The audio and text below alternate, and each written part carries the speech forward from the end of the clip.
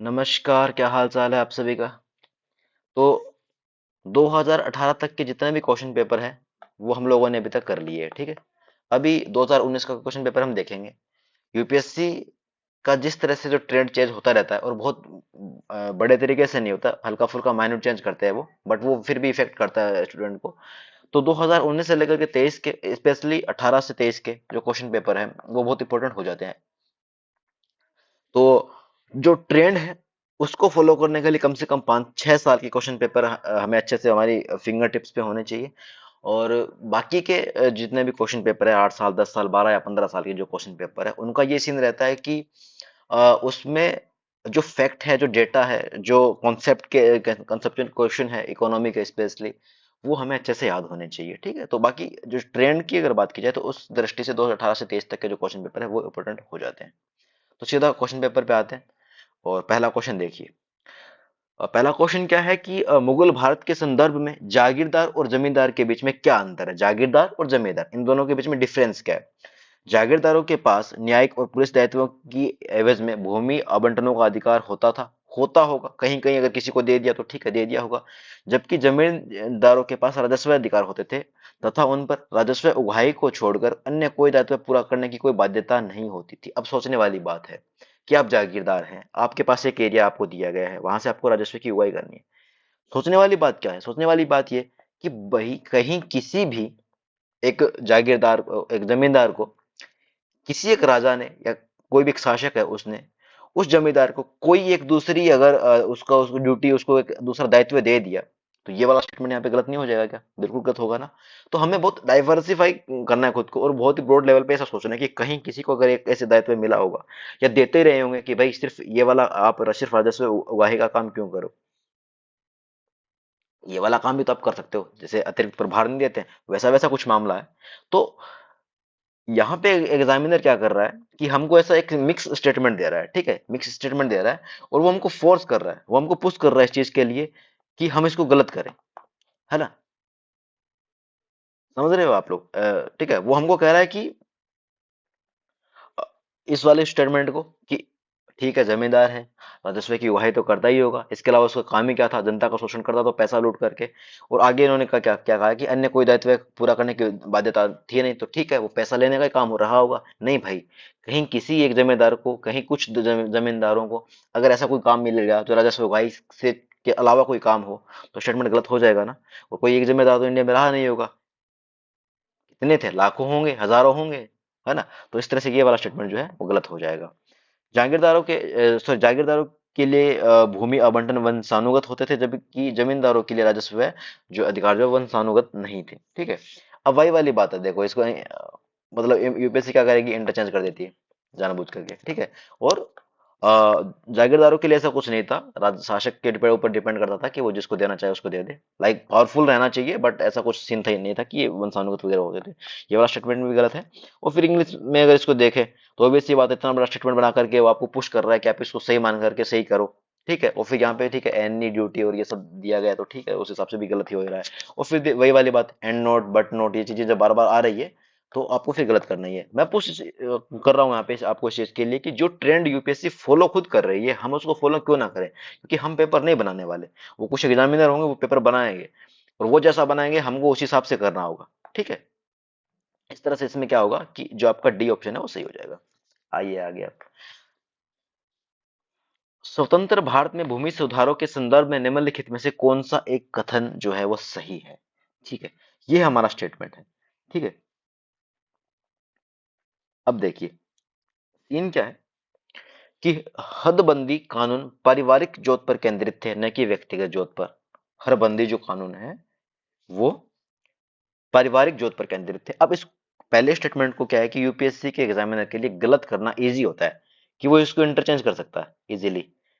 हो सकता है हदबंदी कानून व्यक्तिगत थे, व्यक्तिगत जोत पर केंद्रित थे, न कि पारिवारिक जोत पर, तो ये ज्यादा इजी रहता है। अगर ये ऐसा स्टेटमेंट सही है, इन्होंने क्या किया, इसको इंटरचेंज कर दिया। इस तरह से ये वाला स्टेटमेंट क्या है कि गलत कर दिया इन्होंने जानबूझ करके, ठीक है। तो यूपीएससी ऐसे ही प्ले करती है क्योंकि उसके लिए जो चीज इजी होती है, और एग्जामिनर जनरली बहुत आलसी होते हैं, ठीक है, वो बहुत इजी क्वेश्चन बनाते हैं, हम क्या होते हैं पैनिक हो जाते हैं क्वेश्चन को देख करके, ठीक है। अब देखिए, भूमि सुधारों का प्रमुख उद्देश्य सभी भूमिहीन सभी भूमिहीनों को कृषि भूमि प्रदान करना था। ऑब्वियस सी बात है कि भूमि सुधार जो है वो किसी एक किसान के लिए तो होगा नहीं, सभी किसानों के लिए होगा और बड़े लेवल पर होगा। ठीक है, और जितने भी भूमिहीन किसान जो है उनको कृषि दो ना आप, जिससे वो वहां पे खेती कर सके।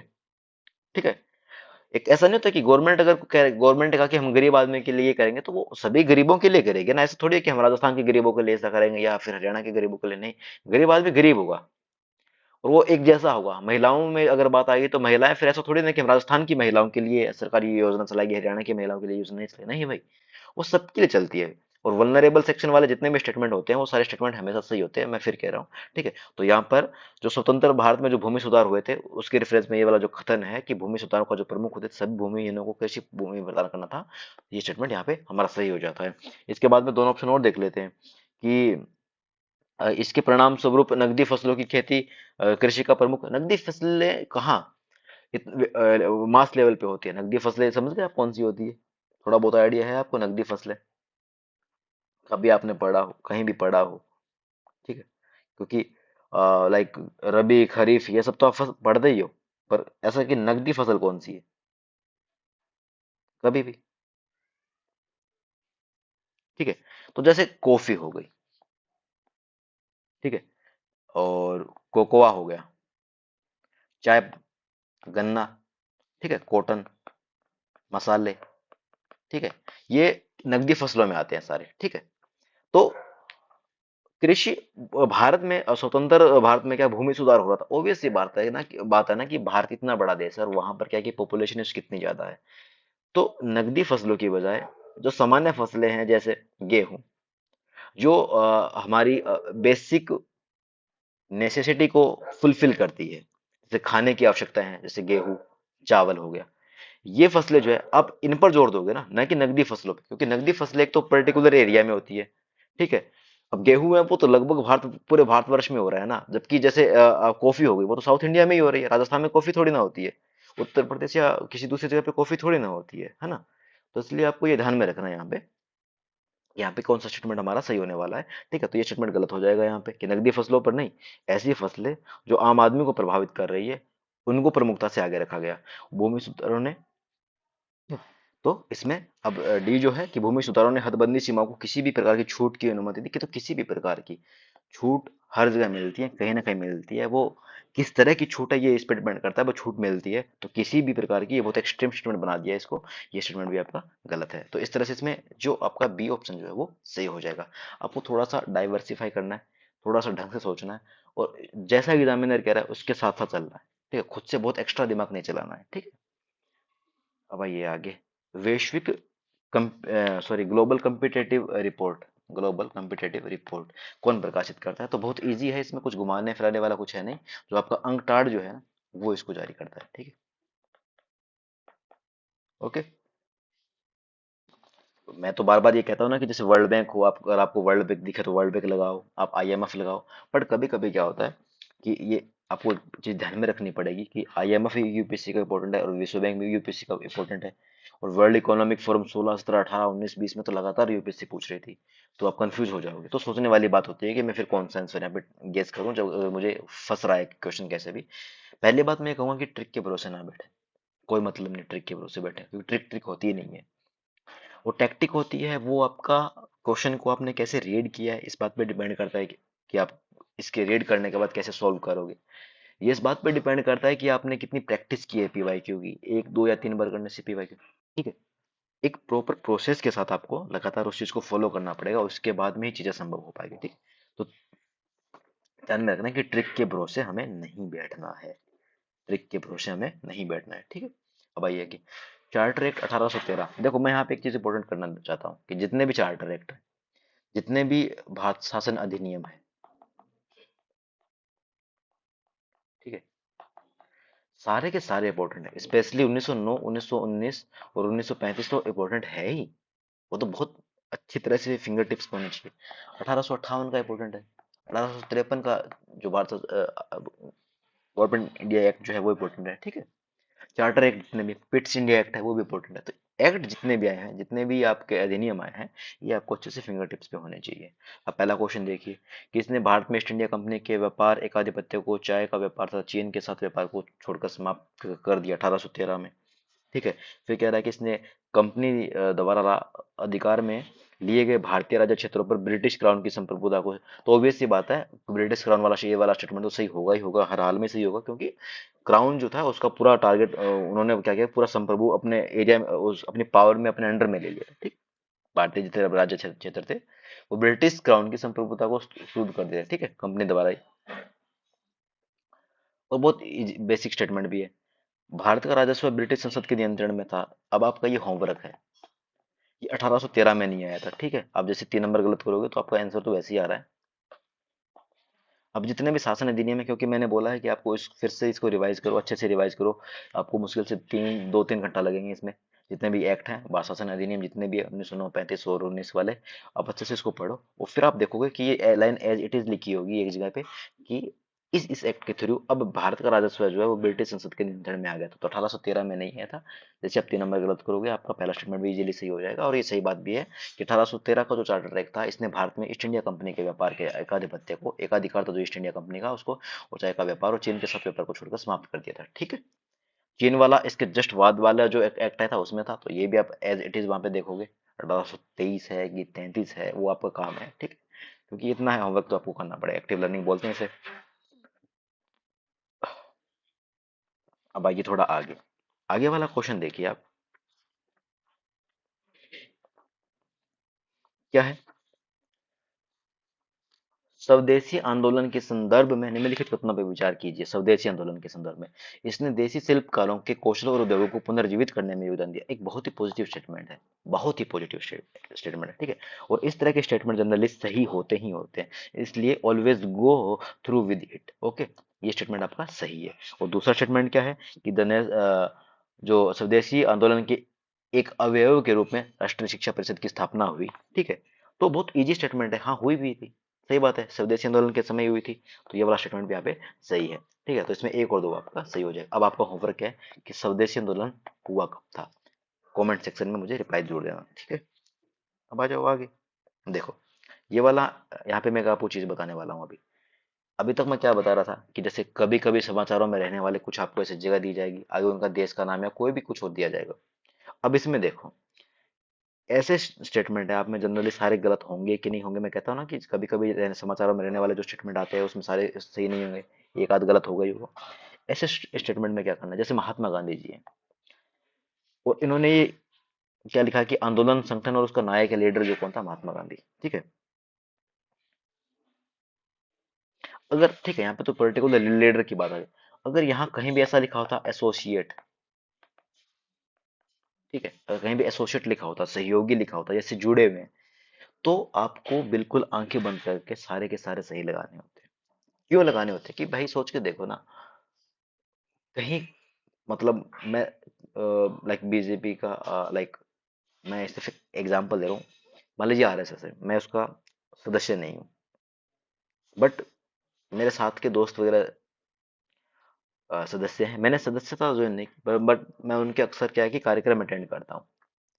ठीक है, और सोच के देखो ना कि मैं मान लो कि अब आजकल टेक्नोलॉजी का जमाना है, मैं किसी ऑर्गेनाइजेशन से लिंक्ड नहीं हूँ सीधा सीधा, बट एक टाइम के बाद क्योंकि मैंने उनकी मेंबरशिप नहीं ली है, बट मैं उनसे क्या है कि मान लीजिए मैं उनके व्हाट्सएप ग्रुप में हूँ, मैं उनके नाम की स्टोरी लगा रहा हूँ, मैं उनके नाम के स्टेटस अपलोड कर रहा हूँ, मैं उनकी कुछ चीजें हैं वो कहीं आगे शेयर कर रहा हूँ, इसका मतलब मैं उस चीज से एसोसिएट हूँ, मैं उसमें रुचि दिखा रहा हूँ, इसलिए तो मैं उस चीज को आगे भेज रहा हूँ ना। तो अगर एसोसिएट लिखा हो, तो हो सकता है कि महात्मा गांधी कहीं कभी गए हों अखिल भारतीय अस्पृश्यता विरोधी लीग के अंतर्गत, स्वामी सहजानंद जी गए हों भारतीय किसान सभा में, या फिर ईवी जो रामास्वामी है वो गए हों।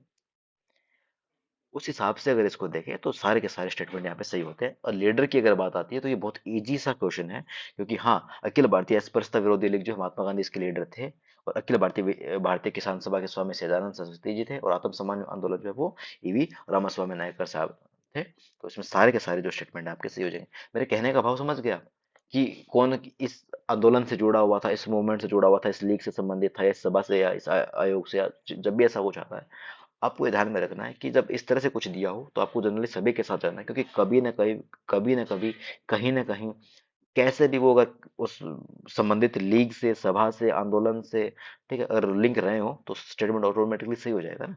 तो आपको ध्यान रखना है, और एग्जामिनर कोशिश करता है कि ऐसे अजीबोगरीब वो बनाता भी नहीं है। देखिए, सीन क्या है कि इनमें से कौन सा एक हड़प्पा स्थल नहीं है। तो सुन हुदड़ू, कोटदेजी, सुहागरा और देसलपुर, ये वाला स्टेटमेंट। अब इसमें क्या हुआ था कि इस साल इस क्वेश्चन पेपर में जस्टिस के आगे वाला क्वेश्चन देखो, 8वां, क्या लिखा गया है।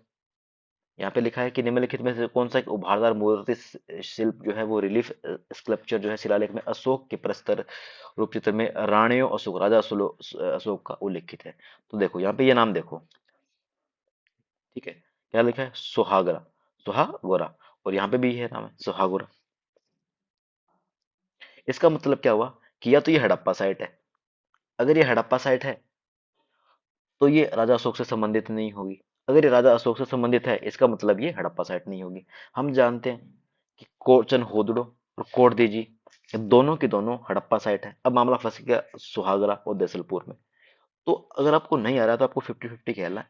50-50 इसलिए खेला है कि इनमें से कौन सा एक हड़प्पा स्थल नहीं है। अगर मैं ये कहता हूँ कि सुहागरा हड़प्पा स्थल नहीं है, तो ऑटोमेटिकली क्या हुआ कि इसका मतलब क्या है कि ये सुहागरा जो है वो यहाँ पे राजा अशोक से संबंधित है।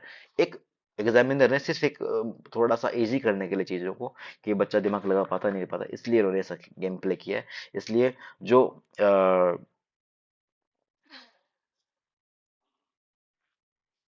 ठीक है, तो ऑब्वियस सी बात है कि हमें कहीं ना कहीं रिस्क लेना पड़ेगा, ठीक है, इस वाले मामले में।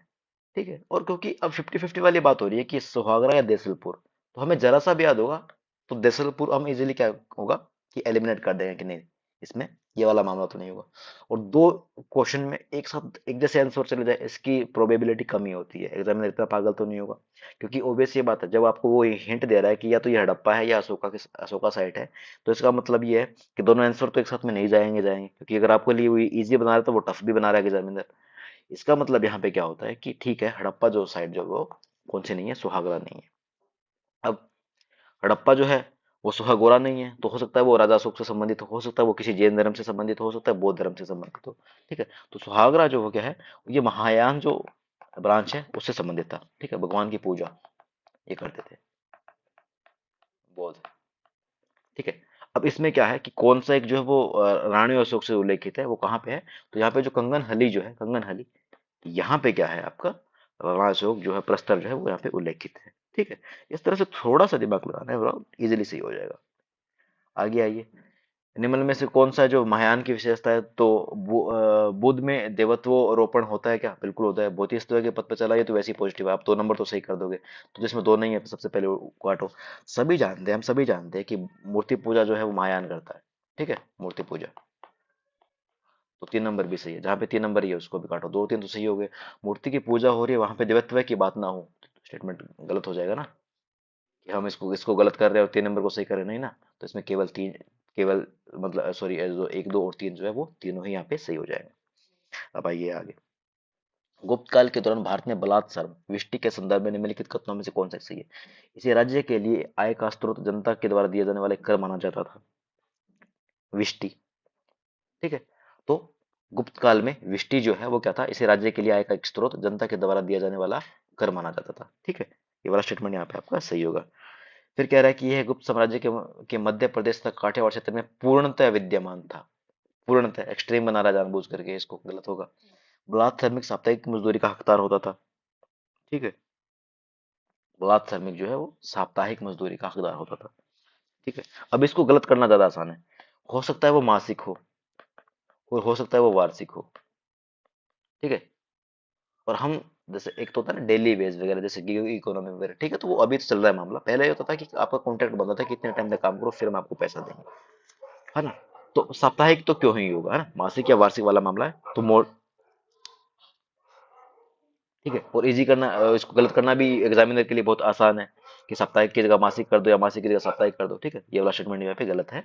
और मजदूर के ज्येष्ठ पुत्र को बलात् समय के रूप में भेज दिया जाता था, क्यों भाई, वाई, बड़ा बेटा है कि छोटे बेटा ने ऐसा क्या नुकसान कर, सब सारी की सारी इस दुनिया में जितने भी परेशानियां हैं वो हमेशा बड़ा बेटा ही उठाएगा क्या, थोड़ा तो दया करो यार, है ना। ये स्टेटमेंट यहाँ पे गलत होगा, आप समझते भी हो यार।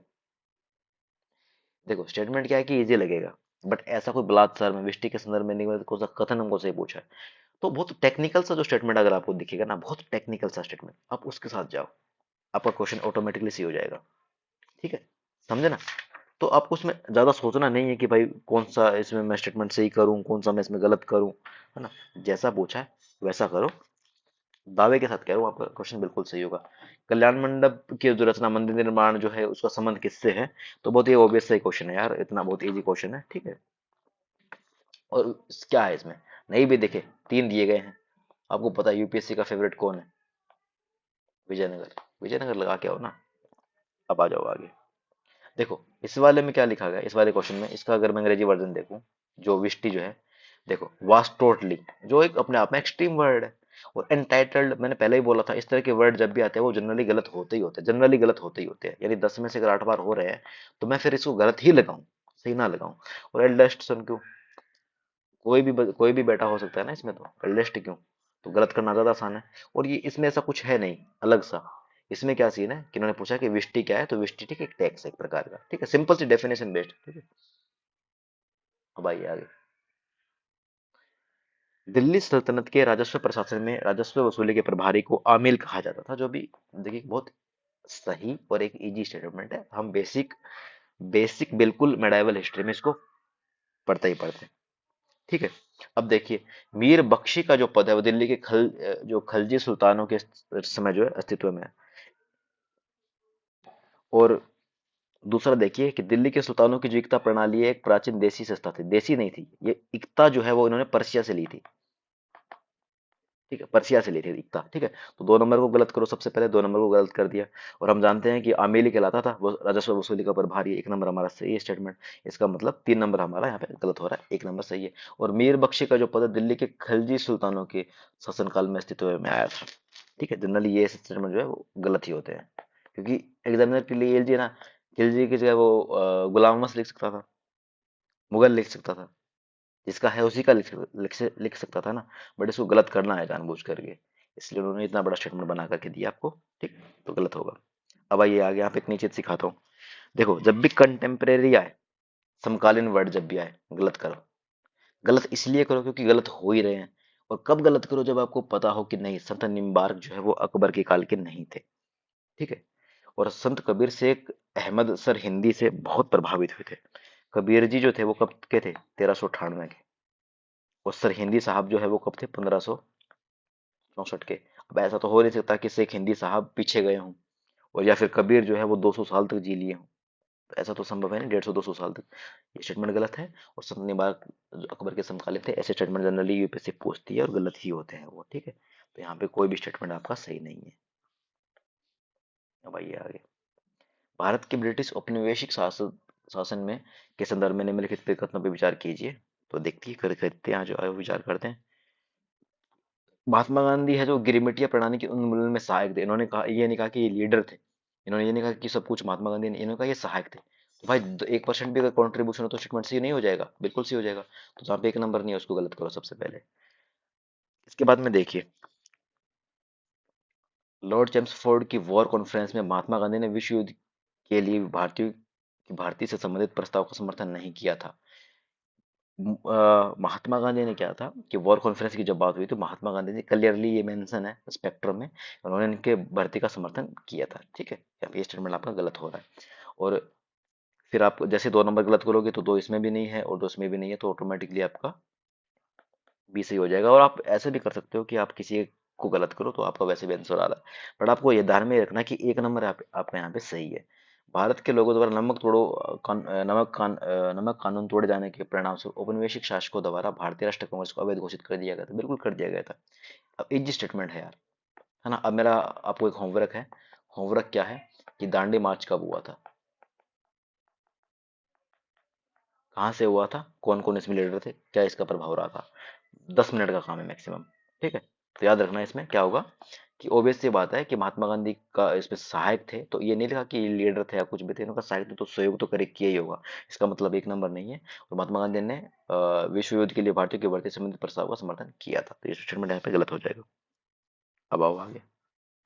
अब देखिए ये फिर वही अभी थोड़ी देर पहले जो क्वेश्चन आया था ना उसके जैसे क्वेश्चन है। अब इसमें क्या है कि भारतीय राष्ट्रीय आंदोलन के संदर्भ में सर तेज बहादुर सप्रू है, और ये किसके अध्यक्ष थे? अखिल भारतीय उद्धार संघ के। अब देखो अध्यक्ष वगैरह क्या होते हैं कि अब ये एक बार इसको क्या करो, एक बार पेंडिंग रख लो। जैसे केसी नियोगी साहब है, और कह रहे हैं कि ये सदस्य थे भारतीय सदस्य थे किसके? संविधान सभा। अब इतने सारे सदस्य हैं, कितने सारे सदस्य हैं? इतने सारे सदस्य हैं, यानी मैं ये मान के चलूं कि कम से कम 289 सदस्य हैं संविधान सभा में। एग्जामिनर एक एक नाम रटेगा या खुद खुद याद करेगा क्या? उन्होंने क्या किया कि संविधान सभा की लिस्ट निकाली, उन्होंने उसमें से एक नाम उठाया और यहाँ पे सीधा सीधा लिख दिया। एग्जामिनर आपसे मेहनत नहीं करवाना चाहता, वो सीधे सीधे आपसे आपका एक सेंस पूछना चाहता है, आपका डिसीजन मेकिंग का कितना कैपेसिटी है उस चीज को वो चेक कर रहा है, टेस्ट कर रहा है वो, ठीक है। तो सदस्य है, इतने सारे सदस्यों में से किसी एक का नाम लिख दो, इजी है ना इसको सही करना। तो 2 नंबर आपका सही है। तो 2 नंबर आप सदस्य के रूप में इसको सही करोगे तो ये वाला स्टेटमेंट गलत हो जाएगा, ये गलत हो जाएगा। अब देखो ए ऑटोमेटिकली, एक नंबर एक ऑटोमेटिकली सही हो जाएगा। तेज बहादुर सप्रू साहब वैसे ही यूपीएससी के फेवरेट है, तो यहाँ पे इनका स्टेटमेंट सही जा ही रहा है। अब इसमें भी वही वाली बात, कितने इसके अध्यक्ष बने होंगे भारतीय उदार संघ के? बहुत सारे बने होंगे ना, उसमें से इन्होंने कोई एक नाम उठा लिया। सेम टू सेम इन्होंने नंबर 3 में क्या किया कि पीसी जोशी साहब जो हैं वो महासचिव थे। एक मौके पर अध्यक्ष की संख्या कम हो सकती है, महासचिवों की संख्या तो बहुत सारी होती है ना, और वो भी भारतीय कम्युनिस्ट दल, कम्युनिस्ट पार्टी ऑफ इंडिया, कितने कितने इसके अध्यक्ष महासचिव बने होंगे यार। और जनरली क्या होता है कि एक दो से ज्यादा भी बनाती है पार्टियां, ठीक है। तो यहाँ पर सदस्य और महासचिव ऐसा अगर कोई स्टेटमेंट आता है तो वो जनरली सही होगा ही होगा, क्योंकि यूपीएससी का एग्जामिनर यही करता है कि वो कुछ नाम उठाता है, वो सीधे सीधे उनको डाल देता है, वो टेस्ट नहीं कर रहा। सोच के देखो यार, एक बेसिक सेंस वाली बात है ना, कि कम्युनिस्ट पार्टी जो है आप उसके महासचिव याद करते घूमोगे क्या? संविधान सभा में कौन कौन सदस्य थे वो एक नाम याद करोगे क्या? आपकी मानवीय क्षमताओं में ये है ही नहीं कि आप सब कुछ याद कर लो, नहीं हो पाएगा। जब नहीं हो पा रहा तो मेरी जिम्मेदारी बनती है कि जैसा जैसा एग्जामिनर पूछ रहा है मैं उसको सही मान करके चलूँ, ठीक है। इस तरह इसमें जब 2 और 3 दोनों सही होंगे तो आपका एक ऑटोमेटिकली सही हो जाएगा, और इसमें 3 नंबर सॉरी डी जो है आपका आंसर हो जाएगा, ठीक है। तो भाई नहीं सोचना यार, जितना एग्जामिनर आपसे सोचवाना चाहता है उतना सोचो, ठीक है। अब आओ आगे। मियां तानसेन के संदर्भ में निम्नलिखित में से कौन सा कथन सही नहीं है? सम्राट अकबर ने इनको तानसेन की उपाधि दी थी, ये प्योर फैक्ट है भाई, प्योर फैक्ट है। तानसेन ने हिंदू देवी देवताओं से संबंधित ध्रुपदों की रचना की, एक इजी स्टेटमेंट है, पॉजिटिव स्टेटमेंट है, और सिंगर थे तानसेन तो, ठीक है, तो बिल्कुल की थी। तानसेन ने अपने संरक्षकों से संबंधित गानों पर रचना की, भाई ये तो स्टेटमेंट सही होगा ही होगा। मतलब जो जिस राजा महाराजा के अंडर में रह करके वो काम कर रहा है उसके बारे में अगर वो कोई गाने वाने नहीं गाया तो राजा तो गला काट देगा ना, तो ये स्टेटमेंट वैसे सही है। और तानसेन ने अनेक रागों की रचना की, मौलिक रचना की, अनेक, ये नहीं लिखा कि 17, 12, 10 या 21 या 22, उन्होंने कहा अनेक, कितनी रागे? अनेक रागे, तो ठीक है, अनेक तो होती ही होंगी, सही बात भी स्टेटमेंट से है। ये नहीं होगा, ये नहीं होगा, ये नहीं होगा, इसमें सम्राट अकबर के द्वारा इन्हें तानसेन की उपाधि दी गई, ये वाला जो स्टेटमेंट है यहाँ पे सही हो जाएगा, ठीक है। अब आओ आगे। इनमें से किस मुगल सम्राट ने सचित्र पांडुलिपियों से ध्यान हटाकर चित्रधार, ठीक है, तो ये यहाँ पे पेंटिंग की बात हो रही है, ठीक है, पेंटिंग वगैरह की बात हो रही है, यहाँ पे पोर्ट्रेट की बात हो रही है। तो चित्रकला में कौन सबसे आगे था? जहांगीर आगे थे। ये शाहजहां जो थे वो अपने क्या बोलते हैं, जैसे इमारतें वगैरह हो गई, जो आर्किटेक्ट जो हो गया, आर्किटेक्ट में शाहजहां आगे थे, पेंटिंग्स और चित्रकारी को लेकर के जहांगीर आगे थे, अकबर तो वैसे ही महान थे, और वहाँ हुमायूं, हुमायूं थे, ठीक है। चलो आगे आओ। अब देखिए आगे वाला जो क्वेश्चन है, नेशनल पार्क जो पूरी तरह से शीतोष्ण अल्पाइन कटिबंध में स्थित है। अब देखो पूरी तरह से शीतोष्ण, अब या तो ये हो कि मानस, नामदफा, नेवरी और फूलों की घाटी में आपको ये मालूम हो आपको कि भाई एग्जैक्टली यही वाला होना चाहिए, तब तो आप कर सकते हो, अदरवाइज आपसे होगा नहीं, क्योंकि टफ कैटेगरी का क्वेश्चन है, इतना फैक्चुअल है कि पूरी तरह से शीतोष्ण अल्पाइन वाला। बट आप इसमें ये कर सकते हो, देखो ये कहाँ पे? असम में। नेवरा वैली कहाँ पे है? तत्काल प्रभाव से आपके दिमाग में ना ऐसे घंटियां बज जानी चाहिए कि न्यूरा वैली यहाँ पे, नाम दफा यहाँ पे है, ठीक है। अब नाम दफा कहाँ पे है? अरुणाचल प्रदेश में। और नोरा वैली, बताओ भाई, थोड़ा भी याद या आइडिया हो। नोरा वैली नेशनल पार्क कहाँ पे है? वेस्ट बंगाल में। इसका मतलब देखो, और ये फूलों की घाटी ये कहाँ पे है? यूके में। सोचने वाली बात है ना कि ये तीनों पास पास की स्टेट नहीं है। तो ओड इवन वाली टेक्निक ऐसे टफ क्वेश्चन में लगाने की कोशिश करो कि जब ये पास पास में होंगे तो ऑब्वियस सी बात है कि ये एक ही कटिबंध में तो स्थित होंगे। वही इसका मामला क्या है, ये इनसे बहुत दूर है, बहुत दूर है। मतलब मैं ये कह सकता हूँ कि जैसे राजस्थान में जिस तरह का वेदर रहता है वैसा वैसा ये हमको मिलेगा कहाँ पर, हरियाणा में। थोड़ा सा पंजाब का जो राजस्थान से सटा हुआ, और थोड़ा सा गुजरात का और राजस्थान का साउथ वाला जो, मतलब गुजरात का उत्तरी, राजस्थान का दक्षिणी, ये एक जैसा माहौल मिलेगा ना यहाँ पे, मौसम का एक जैसा क्लाइमेट मिलेगा। बट जैसा राजस्थान में वैसा अरुणाचल प्रदेश में तो नहीं मिलेगा ना।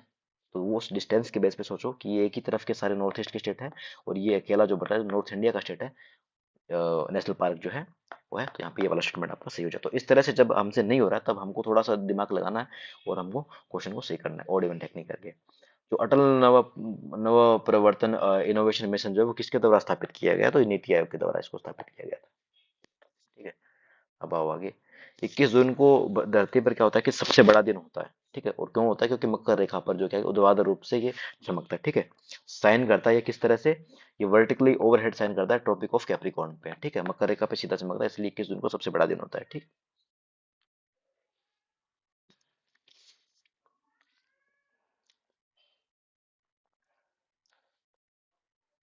अब आइए आगे। सॉरी भाई। निम्नलिखित में से कौन सा एक पादप समूह है नवीन विश्व, नया वर्ल्ड जो है में कृषि योग्य बनाया गया? अब सोचने वाली बात है कि नया नया वर्ल्ड यानी नवीन दुनिया कौन सी है, और पुरानी दुनिया कौन सी है? ठीक है, पुरानी दुनिया के बारे में यह माना जाता है जैसे ओल्ड वर्ल्ड जो है, क्यों ओल्ड वर्ल्ड यहाँ पे लिखा गया है कि ऐसा कौन सा पादप समूह है जो नए विश्व में कृषि योग्य बनाया गया तथा इसका प्राचीन ओल्ड वर्ल्ड में जो है प्रचलन शुरू किया गया। ठीक है, ओल्ड वर्ल्ड में जैसे इस दुनिया के सबसे प्राचीनतम देश, जैसे एशिया महाद्वीप हो गया में रहने वाले जितने भी देश हैं उनको सबसे प्राचीन देशों में माना जाता है। नई दुनिया के बारे में देखो, नई दुनिया है उसमें बेसिकली कौन सा देश आएगा? अमेरिका आएगा, यूरोप आएगा। आधुनिक दुनिया तो यही मानी जाती है ना, समझ रहे हो ना आप लोग? तो ओल्ड ओल्ड आपका जो वर्ल्ड है उसमें क्या सीन है कि जैसे कपास होगा, ऑलरेडी होगा वहां पे, पुरानी दुनिया में ये सब तो होता ही था। गेहूं रहा होगा। ठीक है, ये सब तो थे ही ना पहले। बाद में किसकी खोज हुई, और ऐसी चीजें जिनमें बाद में बहुत ज्यादा ध्यान दिया गया, जैसे कोको हो गया, जैसे रबड़ हो गया। ये पहले इनको प्रोसेस नहीं किया जाता था, इनको सिंथेसाइज नहीं किया जाता था।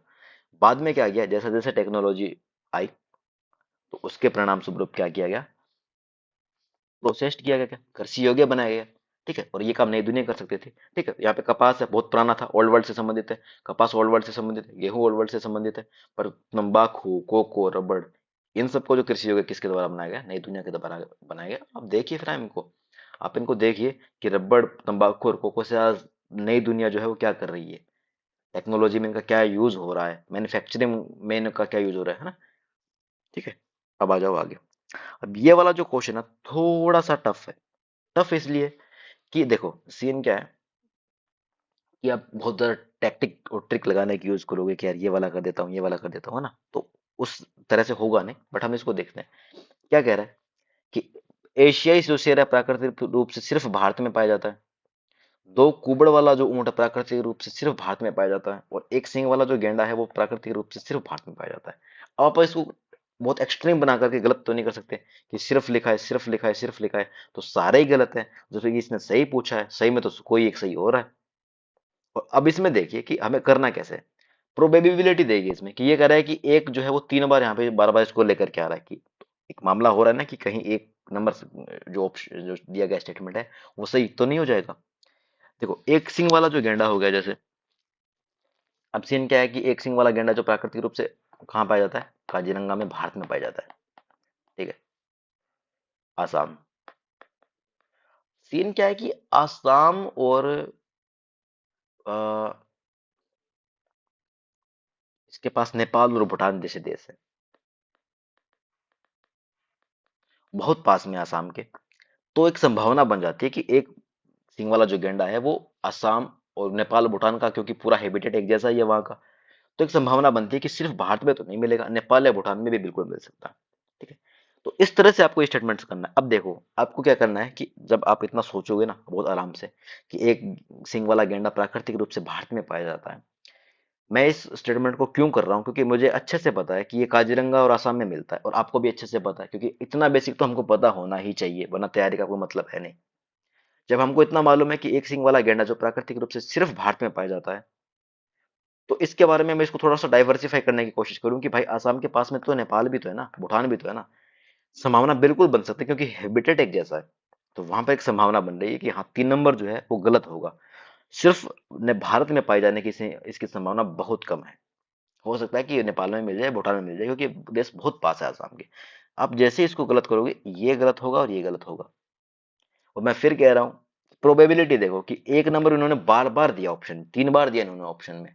इसका मतलब क्या है कि 1 नंबर के चांसेस कहीं ज्यादा है सही करने के। ठीक है। एशियाई शेर जो है प्राकृतिक रूप से भारत में मिलता है, और 2 कुबड़ वाला ऊंट जो प्राकृतिक रूप से सिर्फ भारत में मिलता है। हम अच्छे से जानते हैं कि 2 कुबड़ वाला ऊंट जो वो अफगानिस्तान में भी मिलता है, पाकिस्तान, वहां सब मिलता है। शेर को लेकर के जब भी बात आती है एशियाई देशों में, जब भी शेर की बात होती है, जैसे बंगाल टाइगर हो गया, ये सब इंडिया में ही मिलते हैं। और आपने कभी आस पड़ोस के देशों में कभी सुना नहीं होगा कि अफ्रीका से देश सीधे इंडिया में ही आते हैं, पाकिस्तान पाकिस्तान इन सब के बारे में कभी नहीं सुना होगा। ठीक है। तो थोड़ा सा खुद को एक रिस्क लेकर के ये वाला क्वेश्चन आपको करना पड़ेगा कि हाँ मैं ये ऐसा ऐसा मान करके इसको सही मान करके इसको मैं चलता हूँ। और 2 कुबड़ वाला ऊंट है तो सीन क्या है ना कि जैसे ये राजस्थान हो गया, यहाँ पे रेगिस्तान में ऊंट मिलेगा 2 कुबड़ वाला। यहाँ पे पाकिस्तान सिंध वाला एरिया होगा, थोड़ा इधर अरब कंट्री हो गई। तो यहाँ पे सेम हैबिटेट है, सेम हैबिटेट है। और किस तरह का हैबिटेट है, ये पूरा एरिया रेगिस्तानी है। तो इसका मतलब ऊंट अगर यहाँ मिल रहा है तो वो यहाँ भी मिलेगा पाकिस्तान में, और थोड़ा अरब कंट्री में भी मिलेगा। तो इसका मतलब ये होगा कि प्राकृतिक रूप से सिर्फ भारत में तो नहीं पाया जाता, है ना। सीन ये भी है यहाँ पे कि क्योंकि मैं अगर इसको भारत का नक्शा बना करके और इस तरह से अगर बनाऊं, और मैं ये कहूँ कि ये आसाम है यहाँ पर के, ये आपका भूटान है और ये नेपाल है, तो बहुत, ये सब तीनों पास पास में, हैबिटेट यहाँ पे सेम है। तो ये भी गलत हो रहा है। लेकिन जब अगर एशियाई शेर की बात हो रही है तो देखो स्वाभाविक सी बात है कि इन्होंने ये नहीं लिखा कि बर्फीले एरिया में रहता है एशियाई शेर है, तो उसके लिए 27-28-30 डिग्री का एक टेम्परेचर चाहिए, इससे ज्यादा नहीं चाहिएगा। रेगिस्तान में शेर वैसे ही नहीं रहते हैं। तो मिड इंडिया में रहेंगे, बंगाल की तरफ में रहेंगे, या साउथ में कहीं रहेंगे। ठीक है। नीचे इंडिया के, मैं अगर इसको इंडिया से बनाने की कोशिश करूँ तो साउथ में इधर तो कोई देश है ही नहीं। रेगिस्तान में वो वैसे नहीं रहता, तो इधर प्राकृतिक रूप से मतलब नहीं रहेगा किसी और देश में, इधर भी कोई देश में मतलब नहीं रहेगा। ठीक है। ऊपर देखिए यहाँ पे पूरा हिमालय भारत वगैरह है।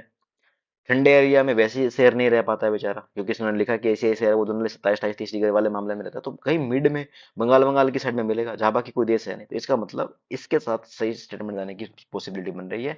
एग्जामिनर ने इसको बार बार लिखा भी है, 3 जगह इसने इसको मेंशन किया 1 नंबर को, तो इसलिए आप एक हल्का सा रिस्क लो यहाँ पे और जाओ। देखो सही हो गया तो 2 नंबर मिल जाएंगे, गलत होगा तो कट जाएगा नंबर, बट 2 नंबर के लिए आप इतना रिस्क तो ले ही सकते हो। ठीक है। अब आओ आगे। अब ये वही एक प्रसिद्ध स्थल और नदी ये वाला एरिया हो गया, तो यहाँ पर थोड़ा सा गड़बड़ होगा। और देखो पंडरपुर है वो चंद्रभागा, तिरुचिरापल्ली कावेरी, ये दोनों स्टेटमेंट सही है। हम्पी है। अब देखो यूपीएससी क्या कर रहा है, इंटरचेंज वाली टेक्निक कर रहा है क्या, मालप्रभा को घाट प्रभा, सॉरी तुंगभद्रा से डिस्प्लेस कर दिया है। ठीक है। तो ये हम्पी कहाँ है, तुंगभद्रा के पास है, मालप्रभा के पास नहीं। और मैं फिर हमेशा कहता हूँ कि जनरल तीसरा स्टेटमेंट गलत होता ही होता है। आप 3 नंबर को वैसे ही गलत करोगे तो आपका 1 और 2 वैसे ही आ जाएगा। ठीक है। तो याद रखोगे पंडरपुर चंद्रभागा नदी, तिरुचिरापल्ली जो कावेरी है, और है कहाँ पे ये आपको ध्यान में रखो।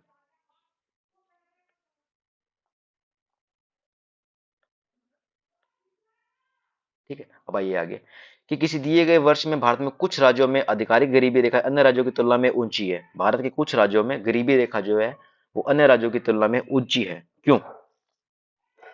क्योंकि क्योंकि गरीबी की दर अलग अलग राज्यों में अलग अलग होती है। क्यों भाई? अलग अलग राज्यों में अलग अलग क्यों? गरीबी दर तो एक ही रहेगी ना। कीमत स्तर अलग अलग राज्यों में अलग अलग होता है, ये बात सही है। कहीं आटा सस्ता मिल रहा है, कहीं आटा महंगा मिल रहा है, इसीलिए क्या है कि जो गरीबी दिखाए कुछ राज्यों में अन्य राज्यों की तुलना में ऊंची है, क्योंकि कीमत स्तर को लेकर के जो वहां पे अलग अलग राज्यों में जो कीमत स्तर है वो अलग अलग है। ठीक है। सकल घरेलू उत्पाद अलग अलग राज्यों में अलग अलग होता है, जीडीपी, इसका इससे कोई संबंध नहीं है भाई। और क्वालिटी, सार्वजनिक वितरण की गुणवत्ता भी अलग अलग होती है, नहीं जैसा सेंटर स्पॉन्सर करेगी वही सारा जो प्रोडक्ट जो है वो बाकी हर एक स्टेट में जाएगा, चाहे वो स्टेट 28 हो, चाहे 29 हो, चाहे 35 हो। ठीक है। अलग अलग नहीं होगी यहाँ पे। और नहीं जीडीपी वाला खेल होगा, कीमत अलग अलग है, इसीलिए क्या है कि गरीबी रेखाएं जो अन्य राज्यों की तुलना में ऊंची होती है। कुछ राज्यों में आटा महंगा मिल रहा है तो ऑब्वियस सी बात है ना कि लोग खरीद नहीं पाएंगे ना उसको जल्दी, तो फिर गड़बड़ होगी। निम्नलिखित में से किसके संदर्भ में कुछ वैज्ञानिक पक्षामेघ विरलन तकनीक तथा समताप मंडल में सल्फेट वायु अंतःक्षेपण के सुझाव देते हैं। इसको अंग्रेजी में पढ़ते हैं, पता नहीं क्या बोल देते हैं ये। In the context of which of the following do some scientists suggest that use of cirrus cloud thinning technique and the injection of sulfate aerosol into stratosphere? तो पूछा है कि ये इस तरह का जो सुझाव दे रहे हैं वो किसके संदर्भ में दे रहे हैं। ठीक है, तो नहीं आ रहा है ना। ठीक है, तो आप इसको ऐसा देखो कि यहाँ पे जो सल्फेट एरोसोल जो है आपका, सल्फेट एरोसोल जो है वो क्या करता है, जो सल्फेट वायु विलय जो है ये क्या करते हैं कि ये रिफ्लेक्शन को कम करते हैं, जो लाइट पड़ती है ना रिफ्लेक्शन को कम पड़ते हैं। एरोसोल समझते हो क्या होता है एरोसोल, कभी पढ़ा हो कहीं भी?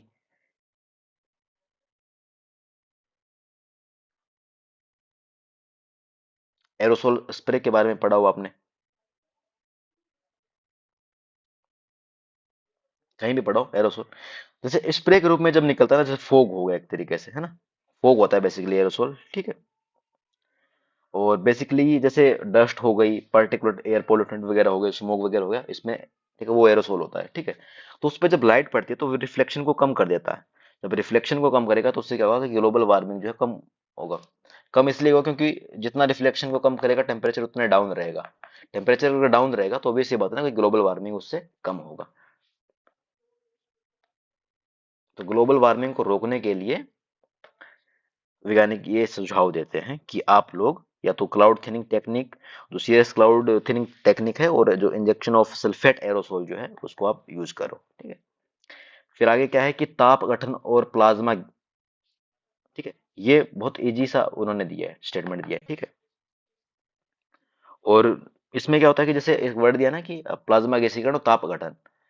ताप अपघटन, ये जो पायरोलाइसिस बोलते हैं इसको, ताप अपघटन पायरोलाइसिस, या एक होता है प्लाज्मा गैसिफिकेशन। तो ये क्या होता है कि जैसे जलाना होता है, पायरोलाइसिस जलाना। ठीक है, तो जो वेस्ट है आप उसको जला करके आप उससे एनर्जी प्रोड्यूस करो। ठीक है, वेस्ट को जला करके आप उससे एनर्जी प्रोड्यूस करो। ठीक है, तो इसमें डी जो ऑप्शन है आपका वो सही होगा। ठीक है, जो ताप अपघटन और प्लाज्मा गैसीकरण के द्वारा अपशिष्ट से आप क्या करोगे, ऊर्जा का निर्माण करोगे, और इस जो ये जो मैकेनिज्म होगा इसको बोलेंगे अपशिष्ट से ऊर्जा प्रौद्योगिकी। गवर्नमेंट का इसका बहुत ज्यादा, गवर्नमेंट फोकस्ड भी करती है इस पे। ठीक है, और बहुत इंपॉर्टेंट भी है।